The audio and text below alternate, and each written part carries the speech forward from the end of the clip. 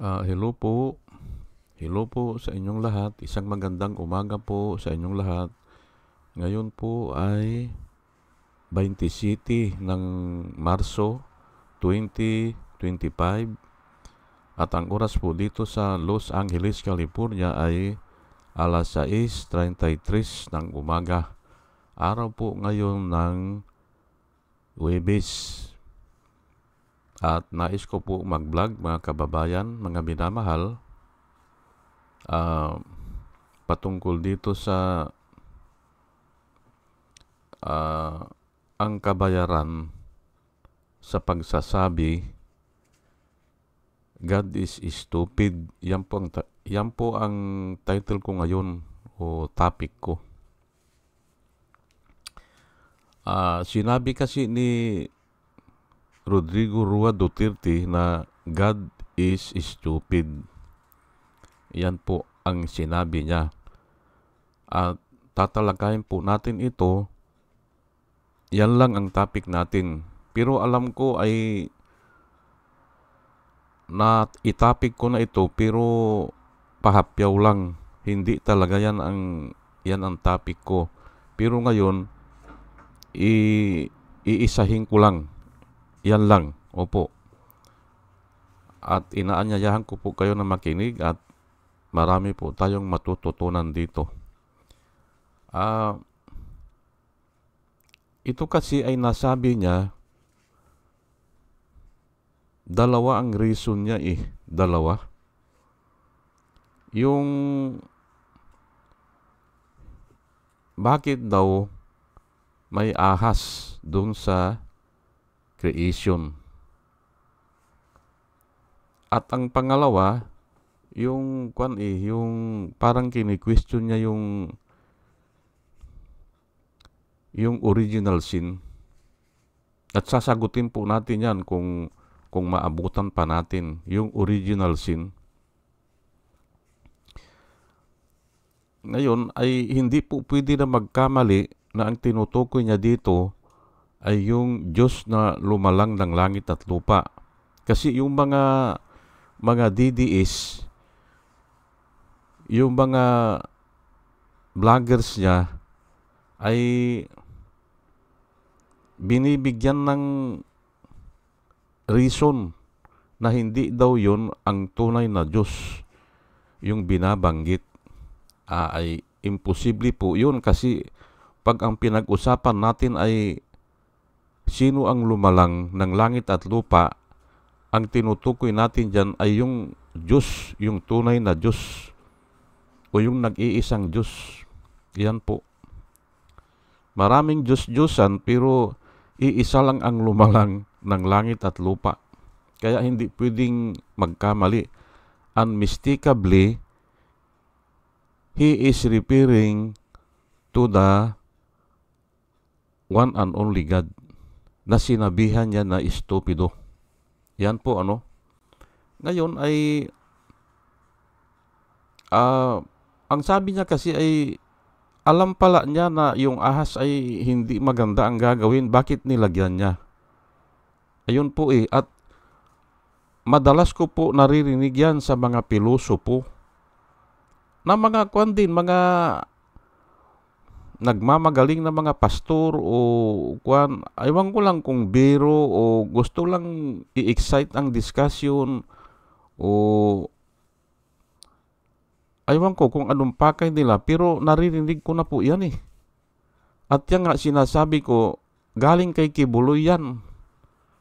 Opo, kasi ang spiritual advisor niya ay si Kibuloy. Kaya pati yung hindi siya naniniwala sa original sin, ay ang masasabi ko lang dyan ay hindi nag-aaral si Kibuloy ng Biblia. Hindi siya nag-aaral at sasagutin po natin yan. Yang dalawa na yan.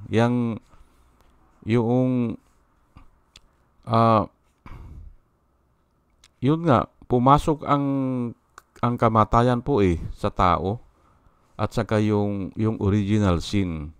Doon sa original sin po ay ganon din po, maraming mga pastor na naririnig ko Hindi ko lang alam kung ano ang pakay nila ha. Kini-question din nila yung original sin. Opo. Ang pagkaintindi ko ay lahat kasi ng inaaral ng Katoliko gusto nilang baliktarin. Yun ang napapansin ko diyan. Opo. Kaya hindi ko alam kung pabiro o gusto nilang ipakita na sila ang magaling. Opo. Ayan po ano. Ngayon ay ako po ay wala akong makita o maisip ano yung kabayaran. Ngayon ay nag-search ako sa Biblia, ay ito na lang pero hindi ko na ibibigay yung verse. Ito ang kabayaran na nakita ko kay Rodrigo Roa Duterte nung sinabi niya na God is stupid. The 72 returned with joy and said, Lord, even the demons submit to us in your name. Sabi po ng mga inutusan niya na 72 na katao.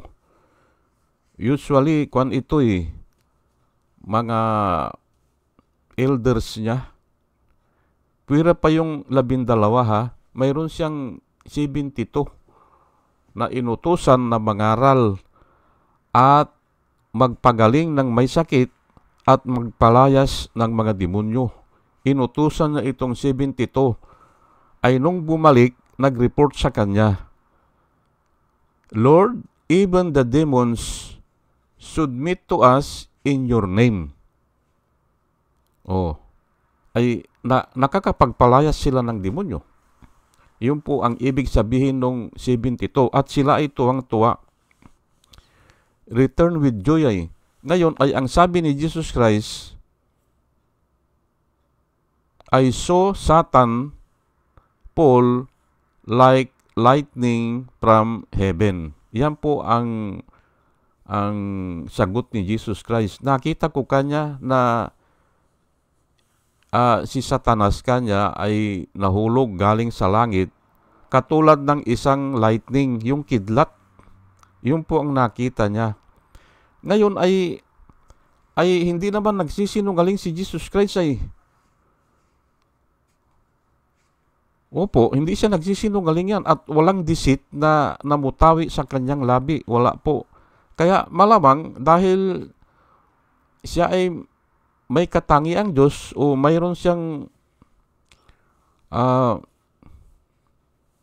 yung kapangyarihan ay maaring totoo ito na nakikita niya nung pinapalayas nung 72 yung mga demonyo, nakikita niya na parang nahuhulog sa langit na kidlat o parang kidlat na nahuhulog galing sa langit.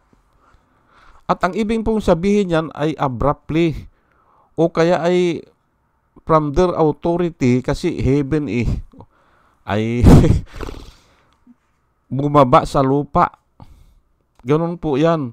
Parang ganun nangyari kay Duterte na ang akala niya siya pa rin ang pinakamakapangyarihan o hindi siya dadakpin o hindi siya mahuhuli kasi nga nung isang araw ay sinabi niya sa Hong Kong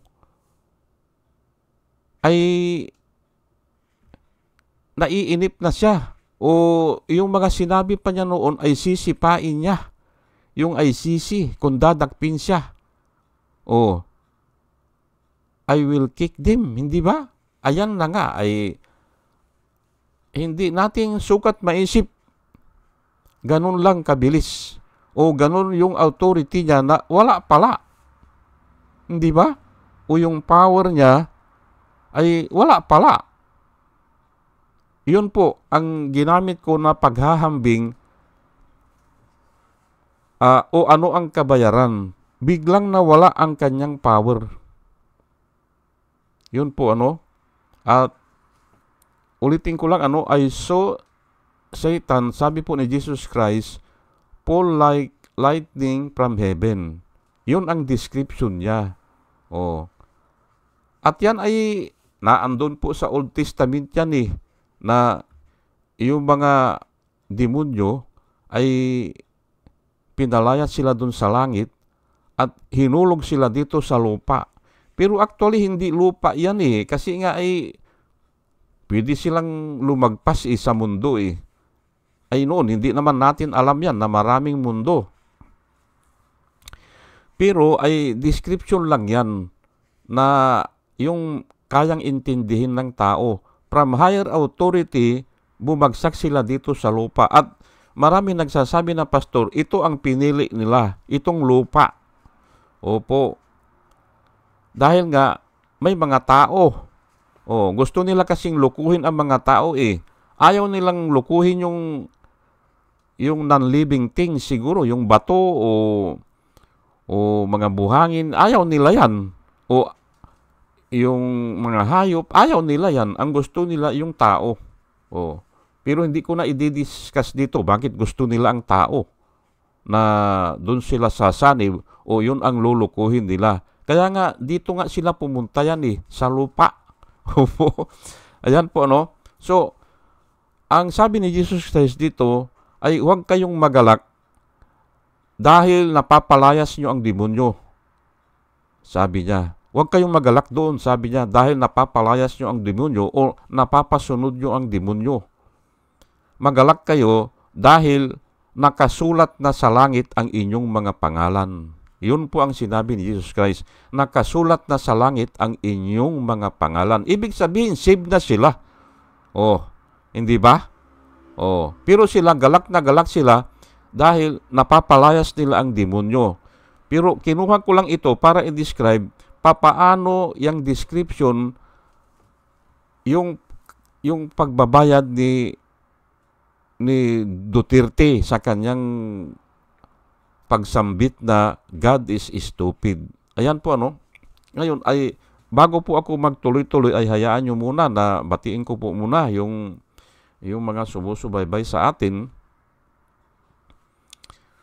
At ito po sila salamat po sa inyong lahat na nakikinig ay ito po si Rosana Narumi ng Japan, si Al Ulalya ng Bacol, Pampanga, Librager Alex Sarmiento, Dolor Garcia ng Milano, Italy, Nana Antibi ng Bahrain, Will Utaib ng Laguna, Nelson Balyaran, Julia Magbanua ng Singapore, Andre Deliver, Arnold Pernan ng Cebu, Larry Narvaez, Jus Salan, Elenita Sklapler ng Germany, Ben Puno, Leti Peralta ng Mamburao Occidental, Mindoro, Maribel Baligat Colio, Quertiquio, Jonah M., Rinaldo Abintino, Mel Herrera ng Ibaston, Illinois, Ernesto Aburque, Blazer Eduarte, Hiasmin San Juan, Roman Di Paz, Mary Grace Santos, Pacmando, John Cabrera, Louis Sigaco, Ike Maglasang, Linda Trasmonte, Linda Walton, Sasha Andigwid, Lenny Bungat, Agripino C., Eduardo Gonzales ng Singapore, Bumble D., Tijuana Duco, Ernesto Honrado, Josephine Lucas, Bert Abogado, Dimitrio Pascual, Soledad de Maculangan, Brenda Martin, C.G. Torrio, Melchor Tolentino, Brother Pacamara, Manuel Lim, Danilong Magdo, Lawrence Alindayo, Edelberto Infante, Boss Reyes, Paul Vincent Lim, Sonny Gaya, Rupino Baldos, Betty Velasco, William Ilay, John D. Cinco, Victorino Ripran, Norman Nabatar, Bonifacio Abela, Danilo Magno, Carl Arman, Salvi Ibanez, Dumus Ticton, Tib Mercado, Bernadette Francisco, User P.O., Cyril Andres, Hermihenil Dogardi, Rubin Delpin, Mama Gina, Lanzo Mintak, Leonardo Acebes at saka si Jose Tosi. Salamat po sa inyong lahat. At ito naman po ang mga vloggers na nirirekomenda ko po sa inyo na ating panoorin at suportahan at yung laging panoorin. Opo, Michael Apasible Bulletin, Attorney Insurrecto, Bunyog Pagkakaisa, Vlogcaster Armandin, Engineer Tuto Kausing, Aling Marie, Mr. Sa Totoo Lang To, Christian Isgira, PMTGR Vloggers, The Action Man, Roy Japan Tours, Divina Apostol, CJ Pichay, Kapihan ni Artat Ago, Dim Diyos Johnny Kakamping, Ang Batas with Attorney Claire Castro, Kawaldi Carbonel, Attorney Silo Magno, at saka si Kristam. Ugaliin po natin na makinig sa kanila at marami po tayong matututunan sa kanila. At nakikita ko po na sila ay nagbablog para po sa ikabubuti ng bayan. O sige po, at tayo po ay tuloy-tuloy na. Kahapon pala, kaninang umaga, nakita ko nasa ABS-CBN na yung presidente ng ICC na diniscuss ko kahapon, isa sa fake news, nagsasalita na we have no jurisdiction, we have no jurisdiction, we have no jurisdiction. Ay yung iba pala yun. Iba pala ang topic doon, hindi si Duterte na kinuha nila. Pero ang pagkaalam ko ay dinadabi. Opo. Kaya nga binabasa ko yung comment ngayon doon sa balita na ngayon sa Philippine Star na bakit ganyan ang mga trabaho ng mga DDS, vloggers, ay mas lalo nilang na ididiin si Duterte. Kasi nga hindi uubra yan sa ibang bansa na gagawin nila yung presidente ng ICC ay sasabihin na wala silang jurisdiction sa kaso ni Duterte. Iyon po, ay talagang ganun po talaga Hindi nila alam yan Kulang talaga sila sa kaalaman siguro Ito po ang verse na isishare ko po sa inyo. Bakit ganun ang nangyari kay Duterte? Magtataka kayo siguro Ang akala ko nga magtatagal siya ng 3 days Kasi yun dun sa proseso. Maaring dadalhin kako ito sa krami, tapos pa-picture, hindi ba? Pa-fingerprint, tapos aayusin pa ang mga dokumento, tapos ililipad na siya. Ganun ang pagkaintindi ko, pero hindi na Hindi na dinala sa krami. Sa bagay, pwede naman gawin dyan doon sa Villamor RBC, yung palitrato, yung mugshot, at saka yung pa-fingerprint. Pwede naman At kung gusto nila ang prosecutor na pupunta ron para maging legal, pwede naman pupuntahan siya doon. Kaya nga lang, kahit na judge pa, yung nakasaad sa Article 59, kahit na judge pa, tatawagan nila ang judge ng Pasay City, pwede nilang papuntahin sa kanyan sa Villamor Air Base. Kung ilan man yan ang gusto nila, pwede yan. Kaya nga lang, baka magdalawang isip din ang judge Opo. Baka hindi rin sasabihin, baka aangal din ang judge. Sabi niya, ay hindi ko kaso yan.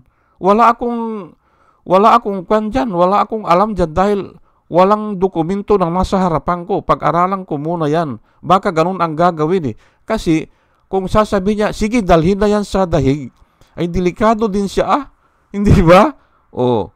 Yun po ang kwan dyan. Pero nga ay ang iba ay pinipilit nila na dapat daw, at narinig ko nga dun sa attorney, dun sa katabi ni Duterte, bakit hindi nyo kanya i-apply ang Rule 59? Hindi, yung Article 59. Article 59, sabi niya, ang tingnan natin, sabi niya pero hindi na nga pwede yan Every case is different po, every case. Kaya yung proseso ay natatawan na lang ako sa mga attorney na nagsasabi na hindi raw sinunod ang proseso. Ang proseso po, kwan lang yan, guidelines lang yan, at walang penal clause dyan. Ang may penal clause yung kung ikaw ay pumatay, kung ikaw ay nakapatay, o ikaw ay naninirang puri. Yan po ang may mga penal clause, o ikaw ay nagnakaw. Yan po. Pero yung hindi mo lang nasunod yung proseso, ay wala yan. Kaya nga nagtataka ako dito kila Engineer Tuto Kausing Parating yan ang topic nila Oh, na sinagutan ko na yon doon sa vlog niya, hindi naman niya sinasagutan yung sinabi ni Jesus Christ. Yes, you can implement, sabi niya ni Jesus Christ, you can implement the process of the law or the procedure of the law or the ceremony of the law. But do not neglect, sabi niya, the important matters of the law. The purpose of the law is to have justice. Yan po. Hindi niya sinasagutan. Oh, yan po ang mahalaga sa batas, to obtain justice. Ayan po. Ay bakit ang ibig bang sabihin, mababaliwala na yung mga murders dahil lang hindi nasunod ang Article 59? Mali po yun. Ito na po Isaiah 42 verse 8. Ang Diyos po ang nagsasalita dito sa pamamagitan ni Propeta Isaiah. I am the Lord, that is my name. I will not give my glory to anyone else, nor share my praise with carved idols. Ayan po, ang sinabi po ng ating Panginoon sa pamamagitan ni Propeta Isaiah.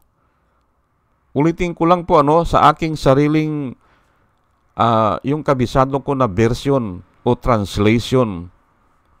I am the Lord, that is my name. I will not give my honor to others. Yan po or to anyone else I will not give my honor. Sa iba kasi honor dito kasi glory. I will not give my glory to others o to other o to anyone else. I will not share my praise to carved image o idols. Ayan po I will not share my praise with carved idols. Inanyuan na idolo ba yan? O mga ribulto. O kaya ay ngayon naman hindi na naman na pinapansin niya mga ribulto, ay na lang idols. Kasi yan sa lapi, iniidolo din po yan, kapangyarihan, iniidolo din po yan Ayan po ang sinabi ng ating Panginoon. I will not give my glory to others. Hindi niya ibibigay and I will not I will not share my praise with carved image. Ayan po. Self-explanatory lang po yan Kaya nga, pero ngayon ko lang po ito kinopya. Ayaw ko na kasi yung dati na binibigay ko Mas epektibo ito pag ganyan ang topic. Tinawag ni Rodrigo Duterte na stupid ang Diyos. Ito ang number 1 na answer dyan, yung Isaiah 42. Deuteronomy 5 verse 7 at saka 9 at inulit po ito sa Exodus 20 verse 3 hanggang 5. Babasahin ko lang po You shall have no other gods before me. You shall not make for yourself an idol in the form of anything in the heavens above and the earth below, or in the waters beneath. You shall not bow down to them or worship them, for I, the Lord your God, am a jealous God, visiting the iniquity of the fathers on their children to the third and fourth generations of those who hate me. Ayan po ang sinabi ng ating Panginoon sa pamamagitan naman ni Moses. Kasi siya ang nagsulat nito Deuteronomy at saka Exodus. Hindi ba? Ay basahin nyo yan, hindi ba? O, adi may maintindihan na kayo. Bakit ganun ang nangyari? Parang si Duterte, parang tinagpas. Sanga na tinagpas at nahulong sa lupa. Parang ganun. Pero nga, ang ginamit ko na description ay yung sinabi ni Jesus Christ, I saw Satan fall like lightning from heaven. Ayan po. Biglang siya nawalan ng kapangyarihan eh. Hindi ba? O, bigla na. Hindi ba? O, iyan po ang ay kasi itong Biblia parang poetic ito eh. Gumagamit ng mga kanyan eh, yung figures of speech. Opo. Pero ang ibig sabihin niyan, dati nasa kapangyarihan siya, biglang nawala. Ganun po yan. Basahin ko lang po ulit itong Deuteronomy 5, 7 at saka 9. You shall have no other gods before me. You shall not make for yourselves an idol in the form of anything in the heavens above, on the earth below, or in the water beneath. You shall not bow down to them or worship them. For I, the Lord, your God, I am a jealous God, visiting the iniquity of the fathers on their children to the third and fourth generations of those who hate me. Ayan po. Bakit po mga generation yan? Bakit? Kasi naitatransfer po eh. Naitatransfer yung idea. Naitatransfer yung mga salita. Kung ano kasi ang naririnig ng bata sa kanyang ama, ay kahit mali yun, ay tama yun. Hindi ba? May kasabihan tayo na kung ano ang naririnig ng bata sa matatanda, mali na naririnig ng bata sa matatanda, ito ay nagiging tama o parang tama. Ganun po yan eh. Kaya nga, third to the fourth generation. Oh, hindi ba? Ganun lang po yan. At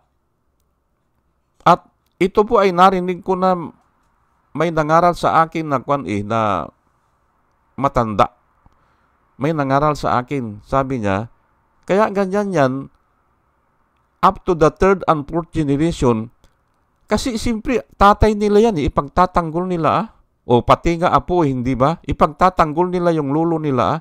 Kaya hanggang third and fourth generation.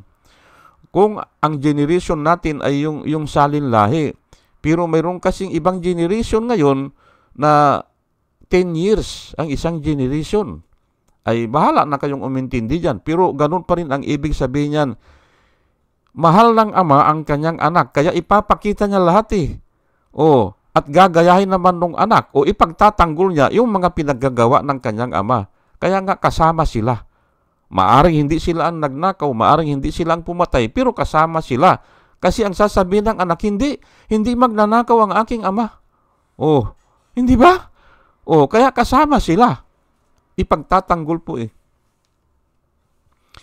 Isaya, ito inulit yung Isaya 42 eh. Inulit dito sa Isaiah 48 verse 11.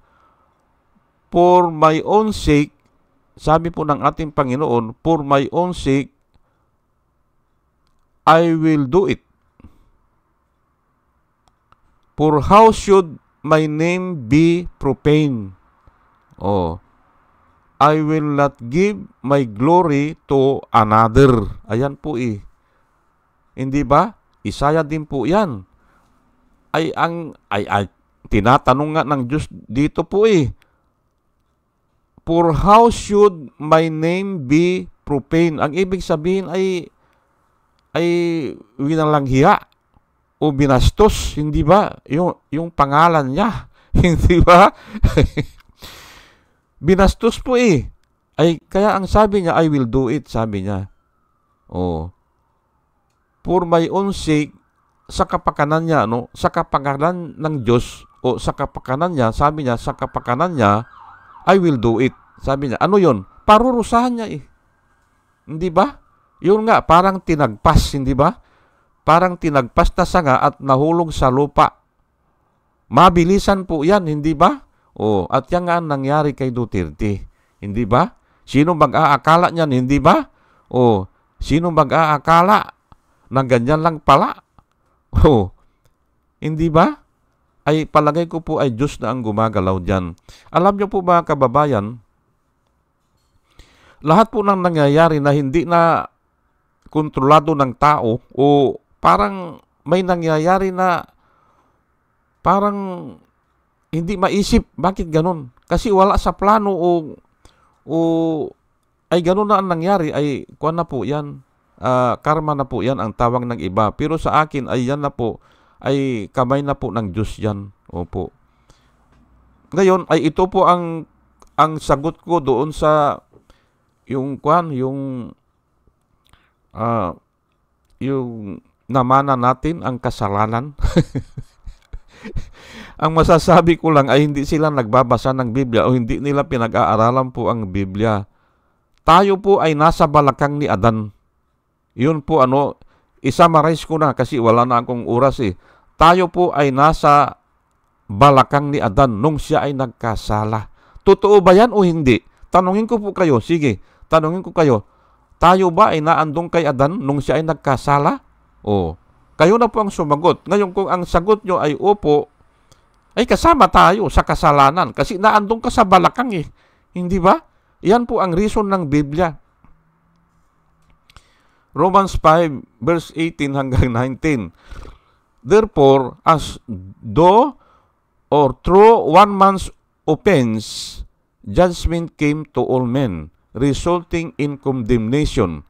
Even so, through one man's righteous act, the free gift came to all men, resulting in justification of life.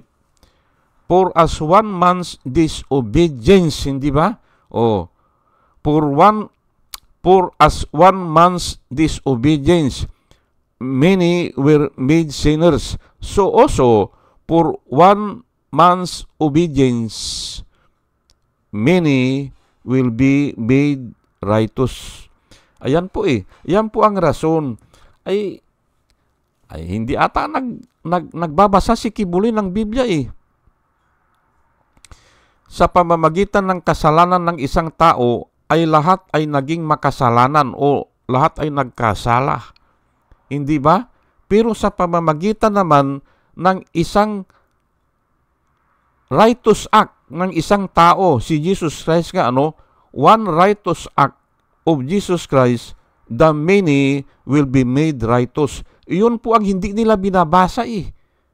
Na nag-o-offer po ang Panginoon na tayo ay magiging righteous. Sa pamamagitan ni Jesus Christ. Kung maniniwala tayo kay Jesus Christ, ayan po ang hindi nila sinasabi eh. Ay wala kang kasalanan dahil nadatnan mo na yan. Pero mayroon kang pagkakataon na mawala dun sa slave ng kasalanan. Dahil dyan, basahin ko lang ulit for as one man's disobedience. Yung nga hindi pagsunod o pagsuway ni Adam, yung pagsuway niya, the many will be sinners. Pero lahat po kasi nga lahat naman na nagkasala na, hindi ba? Lahat ay nangalunya na, hindi ba? Lahat ay nagnakaw na, lahat ay nagsinungaling na. Lahat ay hindi ba? Nagkasala nga lahat. And so also by one man's obedience, kanina, one man's act of righteousness. Si Jesus Christ nga pinatay nga siya na walang kasalanan pinako siya Hindi ba? Ay isipin nyo na lang yan, hindi ba? Ay siya pa ay may katangi ang Diyos o nanggaling sa Diyos. Hindi ba? Pero pinako siya. Lahat po ng katangian ng Diyos na nasa Kanya, in bodily form, nasa Kanya. Pero ipinako pa siya. Isipin nyo yan, hindi ba? Nasaan ang righteousness doon? Ay, hindi nga natin maisip Pero yun ang kailangan. Yun po ang plano ng Diyos. Yun po ang wisdom ng Diyos na hindi natin alam yan. Hindi natin alam. Maaring binabasa natin kung minsan ay hindi natin naintindihan. Kasi nga ay ganun talaga po eh. Ay diyan nga sa Senado, basahin lang nila yung with ata hindi pa nila maintindihan, hindi ba? Ang ibig sabihin immediately, pupunta pa sila sa Supreme Court. Ganun po ang tao, hindi ba? Hindi maintindihan talaga Kaya kung sasabihin natin na Jesus Christ is the righteousness of God, ay ang hirap maintindihan yan. O kaya, Jesus Christ is the wisdom of God. Binibigyan ko lang po ng example. Sa biglang tingin ay wala nang wisdom ang Diyos dahil napunta kay Kristo. Hindi po ganun. Sa pag-aaral ko po ng Biblia, yung pagbaba dito ni Jesus Christ ay wisdom ng Diyos yun. Yun po. Jesus Christ is the wisdom of God.